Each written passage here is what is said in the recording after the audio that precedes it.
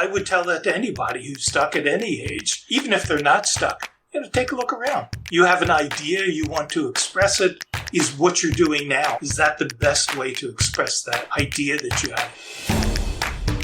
Hello, all my lovely creative chameleons out there. Thank you for joining me today on the Sage Arts Podcast. I'm Sage, your host for this really fun conversation today. I'm going to skip my usual preamble since you'll, strangely enough, hear plenty of me in the interview because my guest got a little tricksy with me towards the end, which is kind of apropos for the conversation, but you'll see what I'm talking about. So we'll dispense with the drinks commentary and the weather, which has been pretty indecisive anyways today, and all that other nonsense. But you can still come in metaphorically to listen in on the conversation. I'm in my podcast studio / closet just over the mountains from Malibu in Southern California. And my guest is on the complete other opposite corner of the country on the northeastern coast. So you can fill the spaces in between or to the side or whatever, and just enjoy a little audio voyeurism on this conversation today. I don't want to skip the shout outs though. This week, I got so many comments on the perfection episode. It seemed to really strike a deep or maybe a big chord for a lot of people. I was even getting like third-hand comments from some animation people my husband talked to who are apparently listening. So to all of you, thank you so much for listening and for giving Brett the feedback, which of course works its way back to me. And I appreciate all the input. Also, a shout out to Linda Brooks, who sent me a number of comments amidst this story of hers. She did admit that she has a kind of arrogance is the word she used. And I think we all do this. We're sometimes where we think we've just heard it all. We know everything, especially when it comes to art and creativity. But on the perfectionism episode, she just thought it hit so many insightful points for her. And I think that's a great thing to be reminded of, that although we feel like we may know it all, there's always more to learn. And if not learn necessarily, to be reminded of or to see things with a kind of new twist on it that allows us to see things in a new and inspiring light. And so here's her story. Basically, she used to be super obsessive about getting everything perfect. And in her jewelry art, she would polish the backs and the edges to a ridiculous degree. Not only was it taking a lot of time and hurting her hands in her back, she wasn't having fun. And if it wasn't perfect, it ended up in her personal stash, which means she has a very large personal collection, because if it wasn't absolutely perfect, it wasn't going to go out and be sold. So what worked for her was she started looking at the artisan jewelry of other makers at craft events and whatnot. And she'd look at it up close and see whether the so-called imperfections were anything that she cared about. And she realized that the little minor dings or whatever wouldn't take away from the aesthetics or the comfort of the piece. And it certainly didn't stop her from spending the money. So that was a real aha moment for her. And she was able to then place herself in a customer mindset when she was selling her own work. She was also looking to friends and family to give them feedback on whether the things that seemed imperfect to her were things that would have kept them from buying things. So she's definitely learning that imperfection doesn't necessarily get in the way of the aesthetics, the function, or the comfort. And she says she's learning to live with it. Well, I hope that what I had to say helps you learn to so-called live with it, and that it will get more and more comfortable for you. But thank you, Linda, so much for the comments. I'm glad you enjoyed that and got so much insight from that episode. I also want to give a thank you to Coral Stengel, who I think I shouted out before, but whenever someone makes a big contribution to my coffee budget, I have to say thank you on here. So thank you, Coral, for contributing. She says she really appreciates me, which is so sweet. But no, I really appreciate you, all of you, But yes, I do have kind of a special place in my muse's heart for the givers and the storytellers. So thank you so much, Coral and Linda. I have more comments and stories that I'll try to work in next week. So if you didn't hear yours or I haven't been able to answer your emails or comments yet, I'll try to find time and space for you in the podcast. But regardless, I will write you all back. It's just been a super full week for me. If you have a story, a comment, an observation, or whatever, or you want to give back, go to the website at thesagearts.com. You can head to the contact page to send comments. You can stay on the homepage if you're able to give back. Just scroll down to the Buy Me a Coffee or PayPal donation buttons, or use the links to go buy stickers or publications. All of that helps keep me going. And do hit the follow button if you're listening on a podcast player so you know when new episodes are live and I know who's all listening. You can also sign up for the newsletter. I send it out on Sunday mornings, like 3 a.m. my time. Not that I'm up sending it out. I have a scheduler that sends it out, but it's like when you're waking up on the East Coast, or it's probably lunchtime in Europe, or around dinner time or after dinner time in Australia. So sometime on Sunday, you'd get this email and it gives you the lowdown on the episode and the link if you prefer to access the podcast through the browser feed hub that I have. And that's also where I'll include any extra materials I promise in an episode. I'll also include extras and that browser link in my posts on Instagram and Facebook. Both those pages can be found on those social media platforms under the Sage Arts Podcast, all one word. Follow, and you'll get to see also extra postings I add to complement the present episode that I've put out. So that all said, let's just bracket the upcoming conversation with the thoughts that you might want to keep in mind as you listen so you can get the most out of it. We're going to be talking about change, the kind of changes that we go through as an artist. So if you have some changes that you've been contemplating, changes that you're going through, changes that you know are coming up due to life circumstances, age, moving, whatever, think about what those mean to you and what those could mean for changes in your artwork. So I guess the question to keep in mind is, are there changes that are coming up, and have you spent the time to contemplate what that means for your artwork, and if those changes are going to affect you, how you need to plan or prepare for them? So without further ado, let's get on to the conversation. Okay, my guest today is Joseph Barbaccia. He is an artist, illustrator who works primarily in polymer clay these days. So thank you so much for joining me, Joseph. Sage, it's really a pleasure being here. I've relished the opportunity to talk with you and to answer any questions you might have. I love that you relish it. That's great. Me too. That's great. So let's get a little background on you. Like, you and I met, you actually reached out to me when I was working on the Polymer Arts magazine about your new method of illustrating, basically. You illustrate with polymer clay. The type of work that he does, and maybe you can explain it better than me, he uses strings of polymer clay, but it's just very dramatic. There's lots of movement and line in there.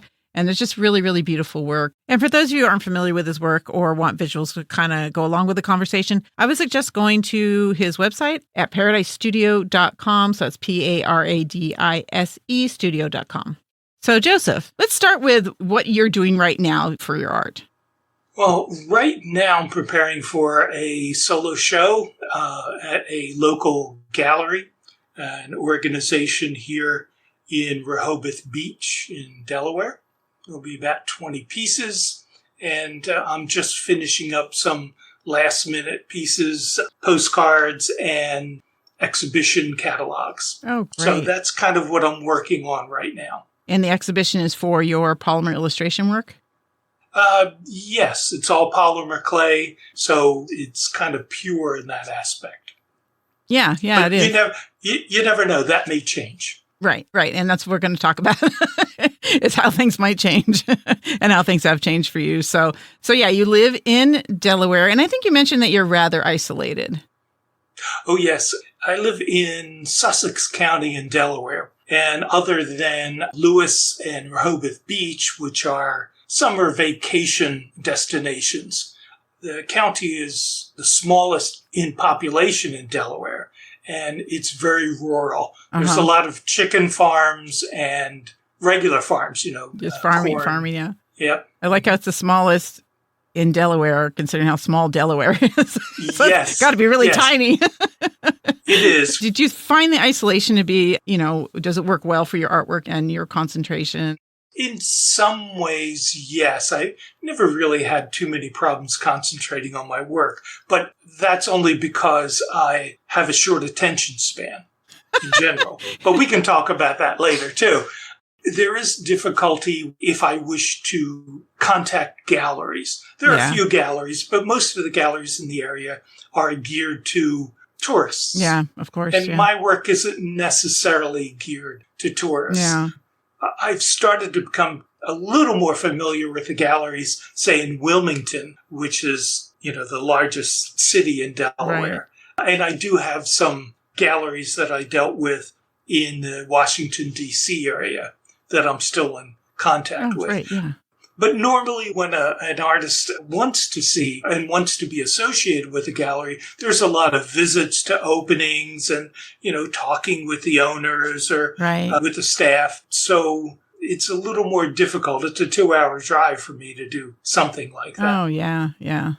Now, you're technically retired from your previous main career. Yes, for the past 5 years. Yeah. But you've not retired and just gone on and sit around eating bonbons and watching TV or whatnot. You started another career. Wait, there's times for that. Hesitated. There's times for that. But normally, you're right. I continue to do my artwork. Yeah. When I was working full time, that was always something in my mind that I wanted to keep on doing. Yeah. It was the same with my graphics when I lived in Northern Virginia. Right. And your previous profession was primarily in graphic design? Graphic design and illustration. Yeah. So still illustrating. I call it informational illustration. Informational illustration. Okay. So you just kind of transferred a lot of that illustrative knowledge and mindset into your artwork that you do today.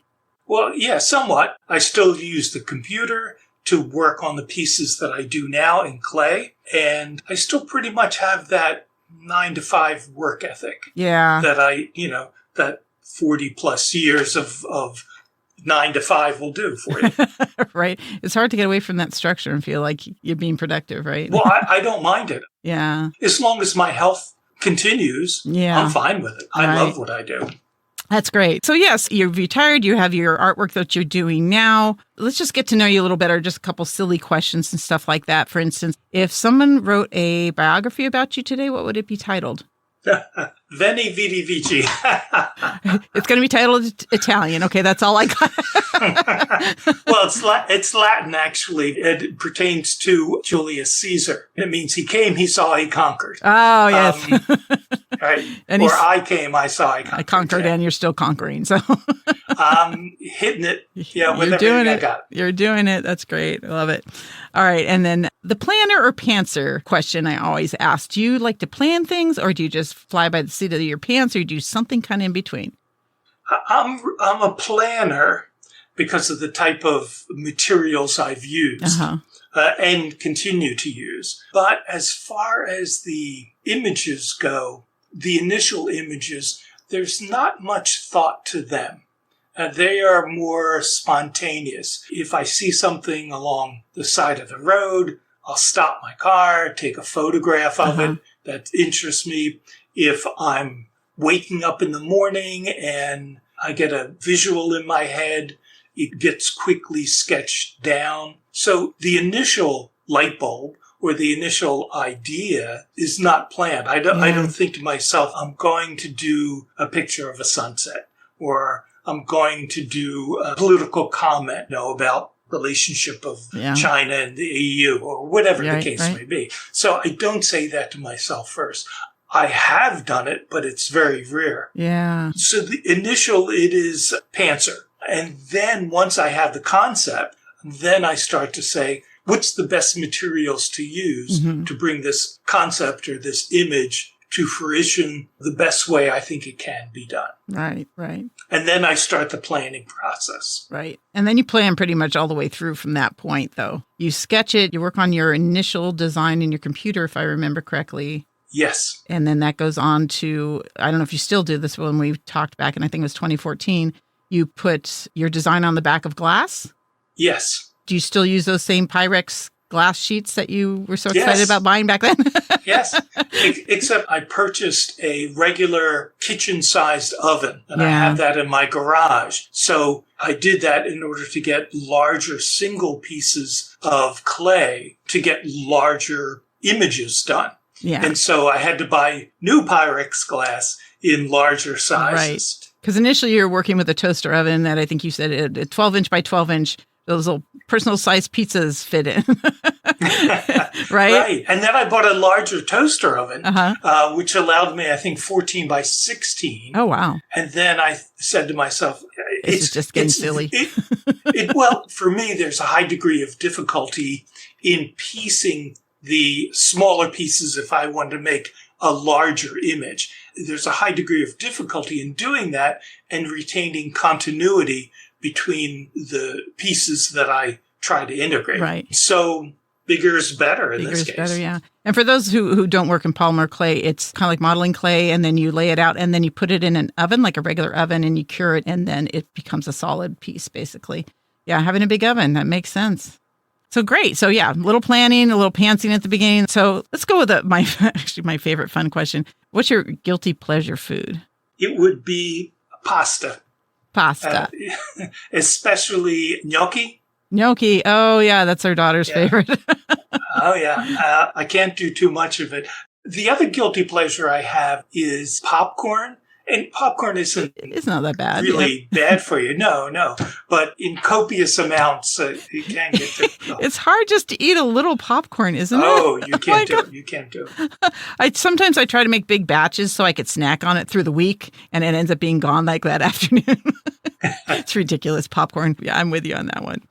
And then... do you have any really weird food that you've eaten? Yes. Yeah. He's all excited. Crickets. I've eaten crickets. Are they the chocolate covered ones or just the fried and spiced ones? No, fried and seasoned, yes. They were good. I liked them a lot. In fact, there's a company, I think it's called Cricket, that actually makes a flour out of crickets. Cricket and flour. Then, and then makes things like chips and snack foods out of the crickets. And they're pretty good, too. Yeah, you could get the cricket chips and like feed them to your friends and then tell them later and then they're mad at you, but it'd be kind of funny. Well, that's exactly what I did with my daughters, too. I have 3 daughters, and I must admit I did that. Like how our minds go right to like, who can we trick with this food? We're bad. Let's go back to the art stuff. Now, your artistic journey started when? When you were a kid? When you went to college? Kids always draw and create. I mean, it's a natural thing for human kids to do. And I was in love with my 2nd grade teacher, and it was Miss Phillips. She always encouraged the kids to draw and to paint. And since I was in love with her, well, I wanted to impress her. And I did a lot of it. And she was such a nice person, a good teacher. She, of course, rewarded me with that affirmation. Right. You're doing a good job, Joey, and, keep it up, blah, blah, blah. And the more attention I got, the more I liked to do it. It so happened that my parents liked what I was doing, too. And other relatives, all the positive feedback. Yeah. And so I continued to do it until I started to get positive feedback from myself. I didn't need it from my teachers or my family. I just enjoyed doing it myself. And I kept going. That's great that you got so much support. Oh, yes. Yeah, I really appreciate my family for doing that. That's wonderful. And, of course, my teachers. Yeah. So you went to college with the mindset that you were going to get an art degree? Yes, I was going to teach art. That was a more practical aspect of my thoughts at the time. And I went to Tyler School of Fine Art, which is part of Temple University at the time. So I attended Temple for 2 years, ran out of money. My scholarship ran out as well. And also I had some attitude problems about, Young boys. I mean, besides that, if I want to do art, I don't need anybody to teach me. Right? I could do it myself. So I took a year off and continued to do my work, but, didn't study. And then I went back to school at a liberal arts school near the Jersey Shore called Stockton University. It was called Stockton State College then. And I took another year there and then felt the itch to travel. And so I left college then, started traveling around the United States. Yeah. What kind of artwork were you doing when you were in school? What was your focus? Did you have a focus? Not particularly. I love to work with oils. Traditional medium. I did some jewelry work, gold casting, silver casting. I liked printing a lot. Enjoyed sculpture as well. Yeah, which makes sense because that's something you ended up working on a lot later on. Oh, yeah. Yeah. But you traveled, and did that inspire you to work in art more or in anything particular? Or yeah, I still worked, and I still carried my art supplies with me to Maryland and to Georgia and to Texas. And then after Texas, I took that 6-month break from my art. I wasn't going to do it anymore. Just wanted to be there and Yeah, and experience things. I gave away everything I owned and bought a motorcycle and went out to the Texas Panhandle, El Paso, and then up through the Rockies and down the California coast. It took me about 2 months to do that, just backpacking and camping wherever I was. Yeah. And as I was doing that, as I was looking at everything, at the beautiful countryside, meeting people, it did occur to me, my mind keeps going back to making images. Although I wasn't creating anything, it was still there. Yeah. So once I landed in San Diego, got a job and got settled in, I started with oil paints again, started painting. Yeah. Now, you've been through quite a number of iterations in your career. Did you go into graphic design kind of straight off and then you did your own artwork and that's what kept changing? Or did you have variations in your career before you landed in graphic arts? Well, I used graphic design and information design to pay the bills. Right. So I've always done that. And although my major in college wasn't in graphic design, I did have those classes. And I parlayed those classes, that information, working with smaller companies. And so I built up my graphics portfolio as I traveled. And then I lived in New Zealand for a year and a half and got some jobs with publishing companies. And again, kept feeding my resume. And then once I got back to the United States, I fell in love, got married. I have 3 girls. And that was, part of my responsibilities was to make all that work. Right. And art wasn't going to do it, and graphics sure did. Yeah. So that became your stable income. And then you always did artwork on the side, but it changed a lot, right? So what kind of different forms or materials did you go through in your life? Oh, goodness. It's going to be a long list. It was kind of very whimsical. I mean, I've used things from crayons and not drawing with the crayons, but using the actual crayons to develop pointillist images. I've used polystyrene and sequins together. I used encaustic, carved wooden images. I've also worked on the computer using painting applications. Yeah, you've had your hands in like all the art jars. Visually, yes. I'm not a good dancer. Oh. Singing, I do. Not professionally by any means. Yeah. I also wrote poetry. And I've also self-published 5 different books. Oh, that's wonderful. Were those poems or art books or? One of them is the first of a series of a trilogy. It was a novella, kind of based on my travels, but more mythological and more fantasy. And then one of them, my wife had a children's literature class in college, and she wrote this book. Fast forward 30 years, we had rediscovered it, and she took it out and showed it to me. And I said, I'd love to do the illustrations on this. And I used polymer clay for the illustrations. Great. Is that book available? Yeah, it's on Amazon. Okay. All these books are available on Amazon. We'll get the link and put it in the show notes because, some of us need to get that. Okay. There's also 2 other books that I did kind of for my grandson, Fantastic Flying Footwear and Fantastic Flying Footwear 2. Oh my gosh, that's so fun. And then just recently, I self-published my exhibition catalog. Yeah. This is why I like you. It's like me. Just you do everything. You're like, oh, I could do that.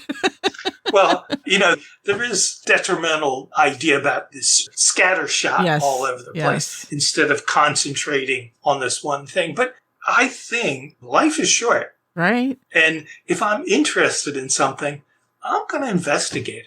Let me ask you, so you went to college, you went on a journey, tried not to do art, had to do art, started a career, started a family, you're doing art all the time, and then you retired, and then you started in something else, but how did you know where to go? I think it's a question for a lot of people. Where do I go from here, Well, we had a pretty big house in Northern Virginia, and we had to downsize, and so we settled on this area. And the house halved in size and square footage. Yeah. Because of that, I wouldn't have the 2-car garage-sized studio. So what I had to do was start thinking, well, what materials am I going to use in an 11 by 11 room? And it just so happens that my wife, who's very creative, she's an artist as well, at the time she was working with polymer clay. Oh. So I started to experiment with polymer clay because I knew that I could work in a smaller size, Right. but utilize the flexibility of what polymer clay could do, Yeah. both in 3 dimensions and 2 dimensions. So that downsizing fed me the idea to work with polymer clay. Yeah. So Yeah. it was a very practical thing. That got you into that new career. So really life circumstances determined a lot of where you ended up. Yeah. Although I enjoy certain materials, I never married a material. Yeah. I never wanted to stay with a material forever. It was always about the image that was preeminent, that was most important. Yeah. Now, here's the interesting thing, because polymer, like there's jewelry, there's sculpture, there's functional art, bowls and home decor and that kind of thing. There's not a lot of illustration. How did you come upon the idea of doing illustrative work? And in particular, how did you come upon doing this snake, almost fibrous work with a clay material? Well, there wasn't anything being done like that. I said to myself, well, I have to be different. Right. I have to be something in the marketplace that stands out. So I thought, I could use polymer clay, but how the heck can I use it? So Right. I did some experimentations, and when I had bought the pasta machine, there were basically 2 ways to go, and that was flat or the spaghetti cut. Oh, Or the fettuccine cut. Those attachments for the pasta machines, yeah.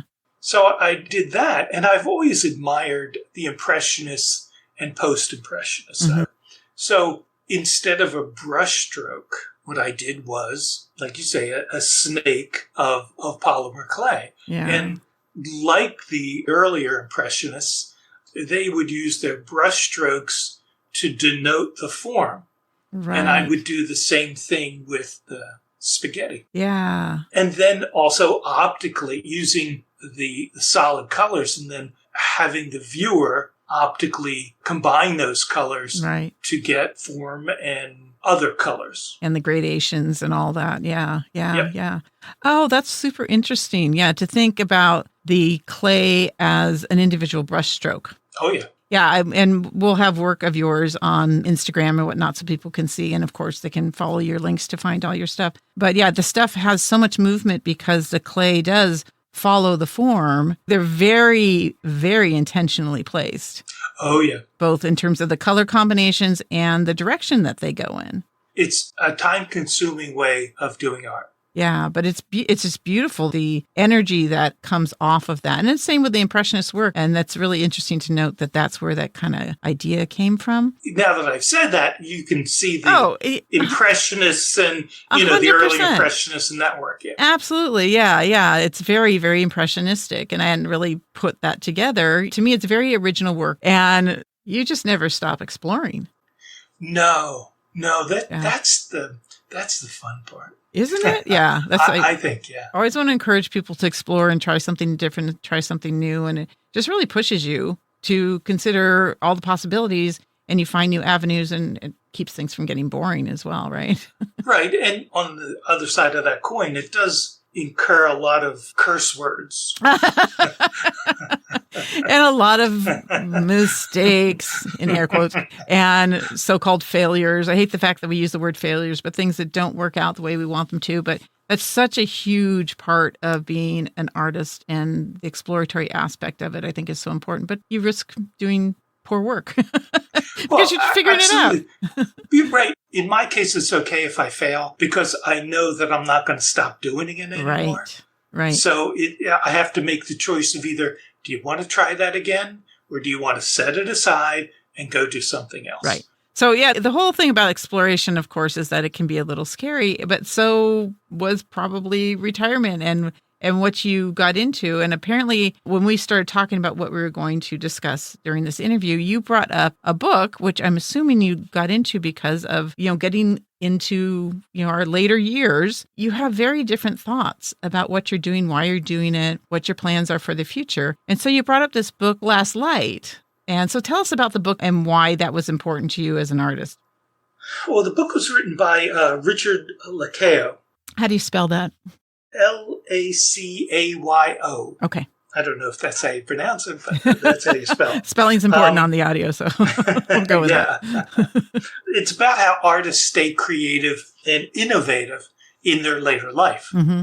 There are 6 artists that he talks about in particular, and that is Titian, Goya, Monet, Matisse, Hopper, and Nevelson. Okay. It's really relevant to me right now because, and I am now a septuagenarian. Damn it. It happens to the best of us. Right.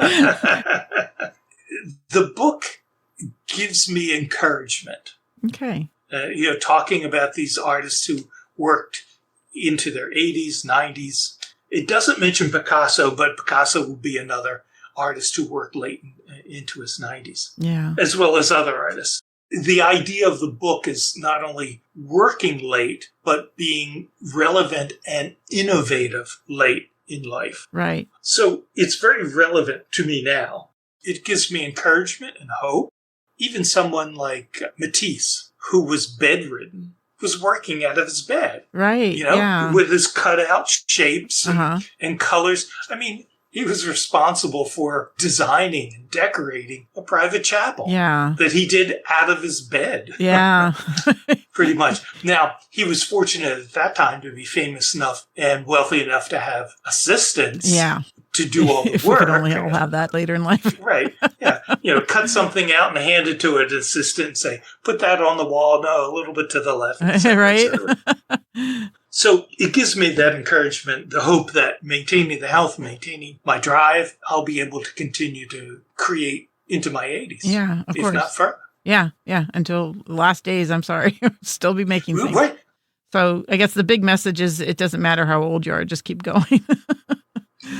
Right. Yeah. It also has a message for younger people too. And that is that you can innovate at any age. Right. When you're younger, you can switch over to something else. I think of Goya, who in his later life, after he was a court painter, started doing a lot of etchings and did some wonderful, wonderful etchings about war and pestilence. Yeah. Now, not the most positive of subjects. Yeah, they were actually very dark. But again, it's innovative. New techniques that he discovered changed his viewpoint. And I would tell that to anybody who's stuck at any age, even if they're not stuck, take a look around. You have an idea, you want to express it. Is what you're doing now, oil painting or watercolor, is that the best way to express that idea that you have, that concept? Yeah.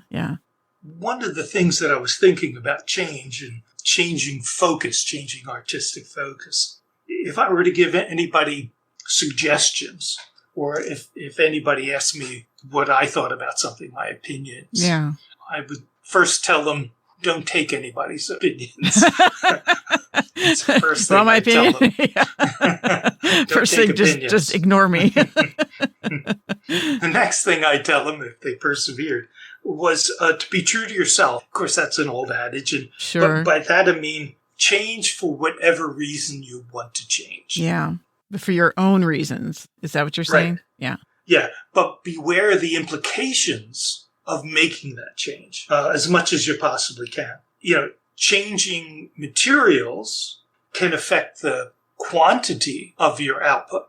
True. If I went and changed to, welding to create my work, my output's going to get a lot less. Also, there'd be a learning curve when you change. Right. So don't expect to be putting out your best work necessarily. Plan for something like that. Know that that's going to happen when you make the change. Also, if you change venues, changing venues is going to affect your exposure and in turn affect sales. Yeah. Now, with putting your work online, that may help somewhat. Right. But then you're facing other problems about your work online and how you accept payments, how you're going to make letting go of your work safer for you as well as the person buying it. Yeah. Yeah. And that's the thing these days. You don't get to have that personal relationship with your customers if Not you're doing all the things time, online. no. Yeah. Yeah. Now, the commissions that I had, sometimes I met the customers, sometimes it's just by phone or by email. In all but one, I think lately this year, people have actually seen my work firsthand. Not the particular piece I did for them, Right. but have been to a show or something like Right. that and seen the work. Right. And I also sell through Saatchi Art online. Oh, right. Mm-hmm. And they're more reputable, obviously, but people who buy through that don't get to see the work necessarily firsthand. Right. And with polymer clay, particularly the textural stuff that I do, it's a whole different ballgame when you actually see the In piece. person. Yeah. Yeah, there's dust on it. There's dust on it. The colors come across differently. The way it moves when you move. Yeah. Yeah. Exactly. Did you teach art? My major in college was art education. And in my sophomore year in college, I had to do some student teaching. There's a whole long story about student teaching in this small Catholic school that concerns me being sent to the principal office. As the teacher? As a teacher. I see why that's not your career, huh? I did teach at a private school called Berkeley Corporation in Pennsylvania. I taught computer graphics there. And I have also taught individual art classes. The other thing about teaching that stopped me was I had a very difficult time talking about my artwork to the point where I could not go into a gallery and show my work. Doesn't seem it now. Yeah, no.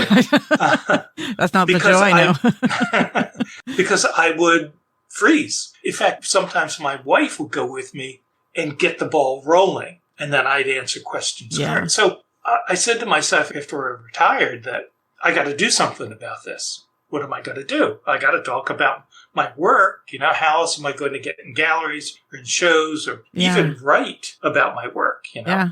So I went into analysis, 3 years worth of analysis on why I didn't do it. And it was a very, very valuable 3 years that I did that analysis. I bet. And if you had known me before, you would be surprised that I can talk now. I had to get free of that clamming up because I wanted to talk about the work. I wanted to talk like we're doing, talk about other people's work, and share information.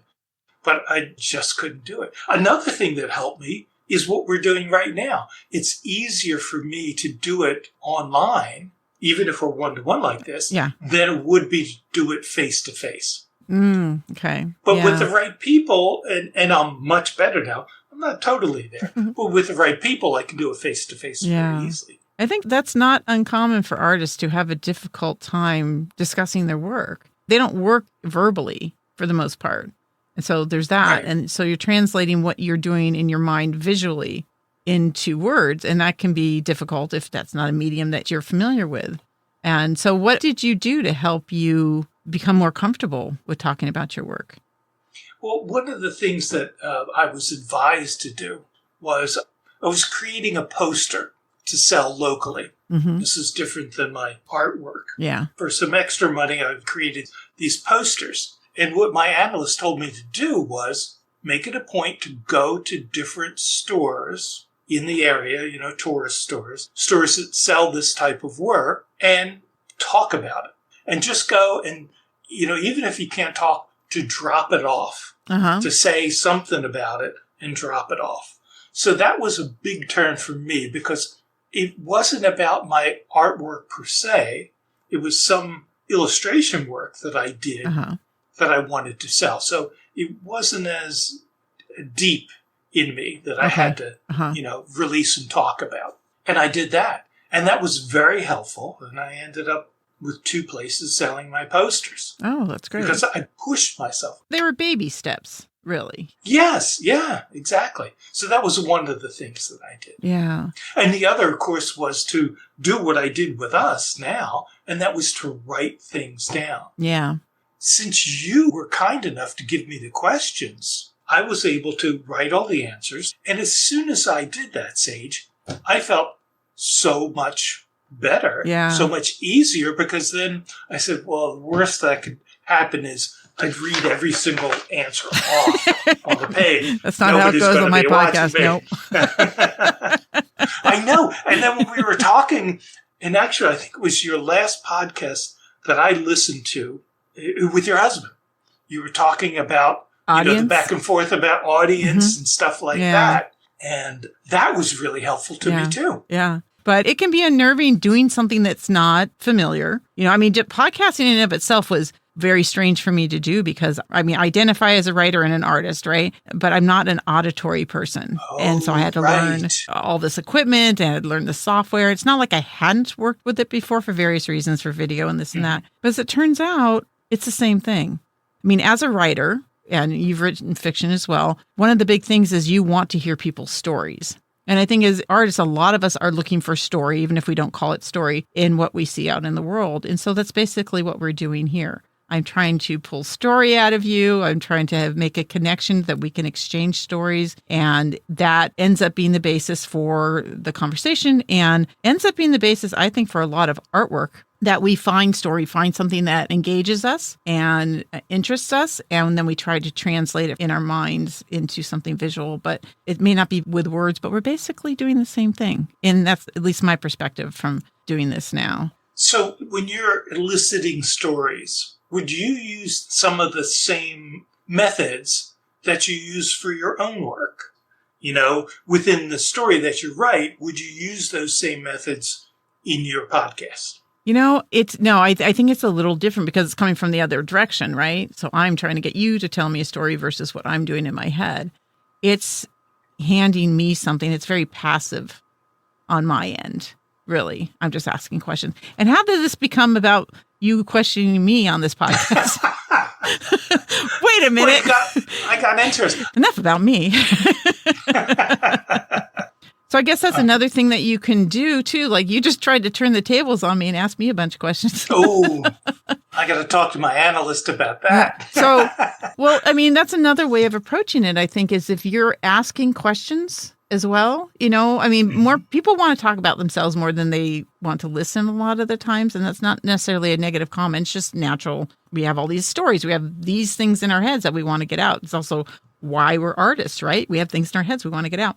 So I think if you have a hard time talking about your artwork, maybe one of the approaches could be asking questions. I don't know. Have you tried that as an approach to get more comfortable about talking about your artwork?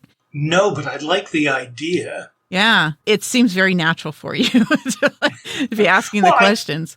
I do like the back and forth. Right. And I've been interviewed before, and I tend to, after the main thrust and everything is done, I'm interested in what you do too. Of course. Well, thanks. Yeah. But I wanted to ask you brought up something that I thought was really cool last time we talked about the fact that you let people come into your studio while you're working, which I would have a really hard time doing. I get too easily distracted if there's other people around. But you actually like having people in your studio. Oh, sure. Yeah. How did that come about? Maybe because people don't last long in the studio. I don't know. And then it's easy to have them in there. When I was going to school on the Jersey Shore, I would take my sketchbook out and just sketch wherever I was, on the beach, on the boardwalk, any place in the San Diego area I was. And people would come by and look, and watch me. Some people would start asking questions. So it became very natural for me to work and talk to people, through those times. I did it in New Zealand. Whenever I vacationed New Zealand, my sketchbook was always with me. Yeah. So I would think that anybody who has done any plein air work. Yeah. Am I pronouncing that right? Plein air? I think it's en plein air. Sorry. No. But anybody who does that has to experience that. You know what I mean? Yeah. And I would think that most people are at least polite about answering questions while they're working. Right. But so I've had that experience in the past. When I worked in my 2-car garage in Virginia, oftentimes I'd have both doors up. Ah. And if the doors were open, sure, I would talk come to on them. in. Yeah. Now, it wasn't always very practical or productive Right. because of that. Yeah. But I think it's valuable to do what I'm doing now, exchanging information with people about art, about what I do, and not even necessarily about me, but that art gets done and it's not anything magical or anything else like that. It's a hands-on carving tool, saw, paintbrush type of thing. Right. I was going to ask you, how do you get people into your studio? Bowls of candy out there. Come on in. I have cookies. no sign outside or anything. It's just that if I have visitors, well, for one thing, I'm in the studio practically all day. Yeah. All right. Yeah. So if a neighbor comes by or we have guests or something like this, the door is open. There you go. They'll come in, have a seat, let's talk, whatever. Yeah. And sometimes I'll keep working. Sometimes I won't. Yeah. Like my girls are used to that when they're over, if it's early in the morning and we're not going anyplace special or whatever the case, they'll come in the studio and sit. Yeah. Yeah. And we'll talk then. And then when my grandson comes over, he'll take over the work table. Yeah. I'll get the Play-Doh out for him. Yeah. And we'll do Play-Doh things all the time. Or else he likes to draw on the Wacom tablet too. Oh, yeah. Yeah. So, yeah, I just thought like the whole idea of having somebody in your studio, for those of you who have issues with concentrating because it is so isolating, that's one of the things, if you can invite somebody in. And I do know some people who actually will invite people to be online while they work. Like kind of like when you all get together for the International Polymer Clay Association chats, a lot of you are working and then everybody's online just talking. So those are just options to keep yourself from being so isolated. I mean, one of the reasons this podcast is done the way it is, kind of like a chat and more conversational, is so that you can listen to it while you're in the studio. Maybe you feel like you're more part of a conversation and not quite so alone in what you're doing. So I definitely listen to your podcasts while I'm working, as well as other art podcasts. Yeah, it helps, I think, for me to focus, to have some kind of input from the outside world while you're working. All right, let's go ahead. We've hit on a lot of stuff, but let's ask some of the really what I think are core questions for all the artists that I bring on. Number one, how do you feed your muse? Well, one thing generally, I'll see something outside of my car window, or if I'm walking, and if I like it, whatever it is, I'll stop and I'll take a photo. And I don't always use the photos, just like anything like sketches, you may come back to them and they're not quite right. Right. So that's one thing. I belong to maybe 7 or 8 different art organizations. Oh, wow. Both in this area and in DC that I continuously get information from both their websites and mailings. And then when I'm in the area, I'll go visit those organizations and museums. I subscribe to gallery newsletters. Galleries that I like the work that's in them, I make sure I subscribe to them so that when I sit down in the morning and I check my email, they'll come up and I'll either read them fully or I'll just look at the pictures. Yeah. Read books, like The Last Light, like I'm reading now. Most of the books I read are nonfiction and they concern art. Yeah. And also TV. There's a couple of great TV shows on PBS, and one is Art 21 and Craft in America. Both of those are really fun to watch. Yeah. So lots of media, and it sounds like just trying to get a lot of information and constantly keep art on the top of the mind. Do you have any like new or novel experiences? Anything that you've done recently that like might be an interesting thing to share for the listeners about, that helps feed your muse? I've been working primarily in the last shows only with polymer. And with these newer ideas I have, they're going to incorporate other materials with the polymer clay. It's a little bit more of a challenge because there's more construction. It's like if you're doing jewelry, you got to concern yourself with the backing, with pins, with all that sort of stuff. Functionality. Yourself. Yes. Yeah. This is a little bit different. I've done it in the past, and I have to do it with these maybe about 4 or 5 ideas that I have gestating. Yeah. So it sounds like most all of your experiences, your muse feeding is from art, about art, very art focused. Yeah, absolutely. So I like to end the podcast talking about success because I think it's just such a super important thing to keep in mind that success is an individual thing. So, Joseph, what is your version of success? Well, success really depends on your aims, what your goals are. So set yourself up for a success or failure by what your goals are. Yeah. My goals, it's a simple goal, and that's to be able to continue to create my work. It's just that simple. If I sell it, that's good. That's the business end of doing this. That's fine. The success of how the things I make sell, it's not me. Right. Or if other people like my work, the work is successful in their eyes, which is good too. Yeah. That's got to be a little positive boost, thing. right? Yeah. Yeah. Oh, absolutely. Yeah. But success is for me to continue working. And that entails an awful lot, Sage, because again, I'm going to use the word that I've learned recently, septuagenarian. I've learned recently. Part of attaining that success is keeping healthy, basically. Yes. So that you can continue, so that I can continue to create and do these things. Right. Absolutely. I am 100% with you. So, well, that was great. Thank you so much, Joseph. That was a great talk and conversation. And thank you for interviewing me. I had other questions, but I'll hold back now. Great. Well, thanks so much for joining. I really appreciate you coming on with me today. Thank you, Sage. I had a great time.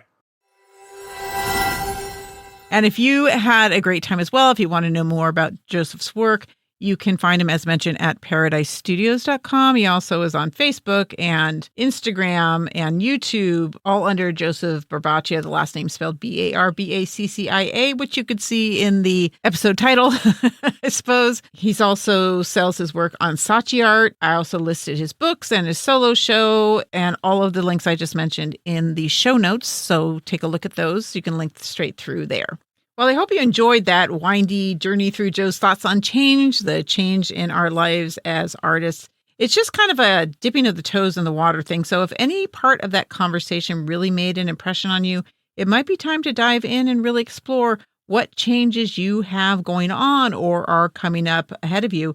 Next week's episode may actually help with that. It's going to be about downtime, the kind that refuels you and allows you to figure out these kinds of things. But it's probably not the kind of downtime that comes to mind. I have a kind of essential but not often considered view on the necessary kind of downtime for creatives, but it's backed by studies, and it's something both Brett and I have been working on for a while now, and we can really attest to its usefulness. So you can start thinking about the changes in your life that need further exploration. And next week, I'll give you some ideas about how to give yourself the space and mental energy to do the work that needs doing.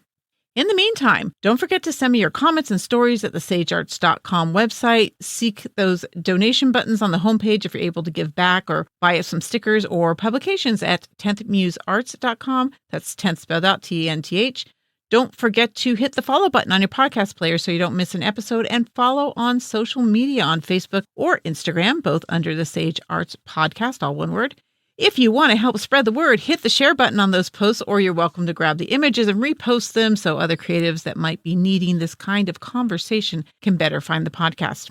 Okay, well, I'm running off to feed my muse this weekend. We're going to drive up the coast a little ways. I'm super excited about the photo opportunities because the wildflowers are just mad out here in California, just all the rain. So much is growing that doesn't usually come out in any kind of quantity, and it's just crazy. So I'm looking forward to that. Hopefully you'll get out and feed your muse this weekend or this week, as spring has sprung everywhere, or fall is falling if you're down under. But these seasons of change, they're just such perfect backdrops as you ponder the ideas that you heard today. So until next time, keep feeding your muse, be true to your weirdness, and I'll chat with you next week on the Sage Arts Podcast.